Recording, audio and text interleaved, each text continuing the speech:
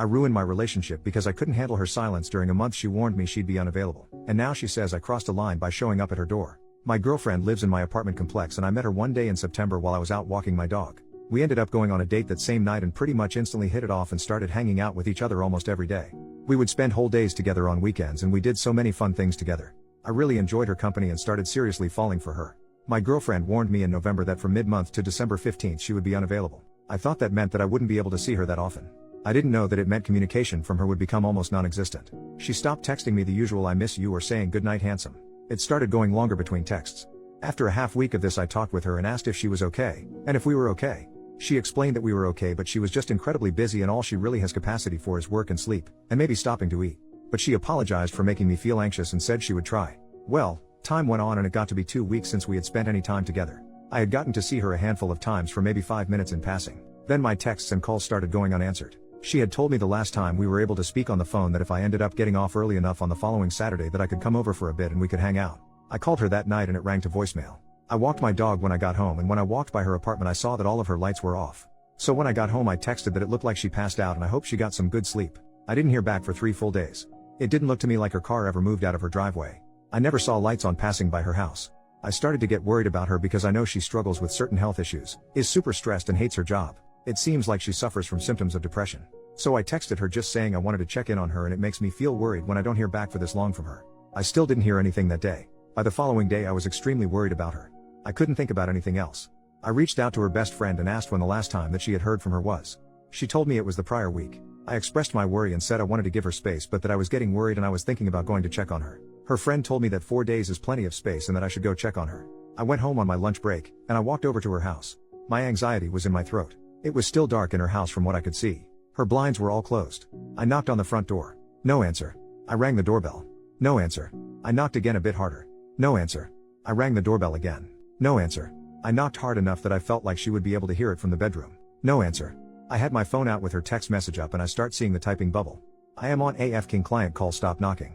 I immediately left. I sent a text message saying sorry, I was just really worried about her. I thought more and added a little later on that I realized I went overboard with the knocking and I was really sorry. It went another full day and I didn't hear back. I talked to my father who said it doesn't seem like she is communicating or treating you very well. I told him I just wanted to talk to her and I had half a mind to go knock on her door now, at night, just to talk with her and let her know what is going on in my mind. But I was worried about looking crazy or ruining things further. He asked me how much would change from how things had been going. At least if I did this and I could talk with her I would have an answer. So I wrote a text telling her I was going to stop by in 5 minutes to just chat for a bit, and that it was really important that we talked. I went over and rang her doorbell. No answer. So I went home and wrote a text telling her how much I liked her, and how this whole situation was making me feel. How I was feeling like I was being ignored and being treated less than. How I needed at least some communication. How a single text every once in a while would go such a long way. I told her this wasn't a "you need to call me tonight or it's over," but I said I needed to hear from her.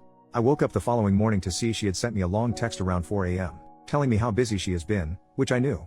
How she has barely had capacity to even get to her desk.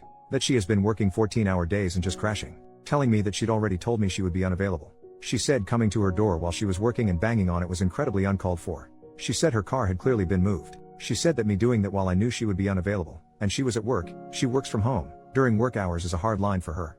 I didn't know that unavailable meant zero contact or being able to see her at all. But regardless, in one fell swoop I ended my relationship with someone I cared about deeply. All because I couldn't get a grip on my anxiety and be patient. Update, 10 days later, my last post kinda blew up so I figured some people might appreciate an update. I mentioned at the end of my original post that she had sent me a long text the following morning telling me how much I had messed up and crossed a hard line. I did respond to that text with an apology, saying that I did let my anxiety control me, and that I wanted to work on things. That I was going into therapy to work on my own issues. She didn't explicitly say that we were over, so I asked her for clarification on where we stood, if she was done. I said, outside of that, I would not contact her until I heard back from her. As of today it has been 12 days, she has not responded to me at all. The last 12 days have been horrible for my mental well-being. I decided yesterday to just move on and give myself my own closure. I realized a lot of important things through this experience. I realized that I didn't do anything wrong. Unavailable does not mean you disappear and drop off the earth for days at a time, ignoring the outside world. I did nothing wrong by going to check on her. I did what I did out of love, caring, and worry. I did what I would hope a partner would do for me. No one is too busy to text a single time in 4 days. I realized that I need to take care of myself and assert my own boundaries. I learned some important needs and expectations I have of relationships.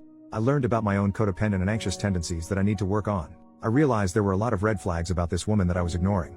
In the past 12 days, I have taken up meditation, journaling, and daily practice of gratitude. I have gotten into therapy, and back into the gym. I have talked with her best friend again, who hasn't heard from her in about as long as I have. The silence isn't personal to just me, which did make me feel a little better at one point. However now, I am still upset. I am mad at the way I have been treated throughout this whole process. I know this is an extremely busy time for her, and I know she is struggling, but I still have needs and she decided to be my girlfriend. Needs that she is apparently, for any reason, incapable of meeting. Leaving someone who loves and cares about you in the dark for 12 days, when you live a 3-minute walk from each other, is unkind at best. I still don't know what is going on in her head, and I don't know if I ever will. I would still be open to talking with her, and hearing her out. I am extremely unlikely to take her back though. I deserve better. I think my biggest realization is that I can give myself closure, I can detach and take care of myself, and still love her and others around me. I wish I could snap my fingers and be over her, but I know it is going to take a little bit. Thank you for all the assurance, kind words, and those who reached out to support.